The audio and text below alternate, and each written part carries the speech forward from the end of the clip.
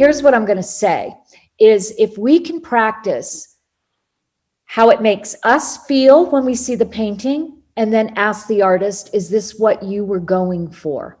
You know, not you should do this or you should do that, but is this what you were going for? Do you resonate with what I'm saying? And they don't have to resonate. That could be like, that's interesting. And then the other thing is to talk about the composition. Did you want it to feel grounded?